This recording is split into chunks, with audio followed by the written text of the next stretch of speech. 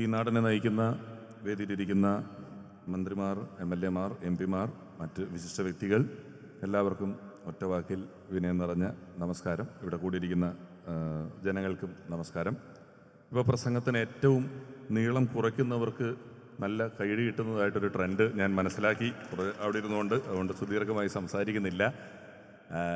സന്തോഷിക്കുവാൻ വേണ്ടി ആളുകൾ ഒത്തുകൂടുന്നത് കാണുന്നത്രയും വലിയ സന്തോഷം മറ്റൊന്നില്ല. നമ്മളുടെ ഈ ഒരു സന്തോഷത്തിന് വേണ്ടി ഒരുപാട് ആളുകൾ കഴിഞ്ഞ കുറേ അധികം ദിവസങ്ങളായി ഉറക്കം നിൽക്കുകയും ആലോചിക്കുകയും പ്രവർത്തിക്കുകയും ഒക്കെ ചെയ്യുന്നതിൻ്റെ ഭാഗമായിട്ടാണ് ഇത് ഇത്ര ഗംഭീരമായി നടത്തുന്നത്. എല്ലാവരുടെയും പേരുകൾ നമുക്കറിയാവുന്നതുകൊണ്ട് ഞാൻ എടുത്ത് പറയുന്നില്ല. അവരെല്ലാവരെയും ആത്മാർത്ഥമായി അഭിനന്ദിക്കാൻ ഈ അവസരം ഉപയോഗിക്കുന്നു. ഇത് നല്ല കാര്യവും ഒരു ആശയമായിട്ടാണ് നമ്മുടെ മനസ്സിൽ ആദ്യം വരിക. ഇപ്പോൾ മാവേലിയെ വൃത്തിയുടേത് കൂടി ഒരു പരിഗണിക്കുന്നു എന്ന് ബ്രാൻഡ് അംബാസഡറായി, വൃത്തിയുടെ കൂടെ ബ്രാൻഡ് അംബാസഡർ. നമ്മൾ മറ്റു രാജ്യങ്ങളിലൊക്കെ പോകുമ്പോൾ നമ്മളെ ആദ്യം ആകർഷിക്കുന്നത് അവിടുത്തെ വൃത്തിയാണ്.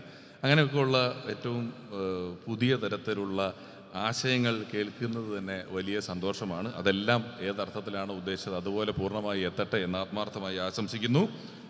ഒരിക്കൽ കൂടി എല്ലാവർക്കും ഹൃദയം നിറഞ്ഞ ഓണത്തിൻ്റെ ആശംസകൾ അറിയിക്കുന്നു. ജയറാമേട്ടൻ അദ്ദേഹം ഈ പറഞ്ഞതുപോലെ ഇത്തരത്തിലുള്ള പരിപാടികൾക്ക് ഏറ്റവും അനുയോജ്യനായിട്ടുള്ള ഒരാളാണ്. ഞാൻ ആദ്യമായിട്ടാണ് വന്നത് എന്ന് പറഞ്ഞപ്പോൾ ബാബുച്ചേട്ടൻ പറഞ്ഞു ഇവിടെ വേദിയിലാതിട്ടില്ല, കറങ്ങി നടന്നിട്ടുണ്ടാവും എന്നുള്ളത്. അപ്പോൾ ഞാൻ ഒറ്റപ്പെട്ടു പോയല്ലോ എന്ന് ഓർത്തപ്പോൾ ഭാഗ്യത്തിന് ജയറാമേട്ടൻ പറഞ്ഞു അച്ഛൻ്റെ കൂട്ടത്തിൽ പണ്ട് ഇവിടെ കറങ്ങി നടന്നിട്ടുണ്ട് എന്ന്. അതുകൊണ്ട് തൽക്കാലം രക്ഷപ്പെട്ടു.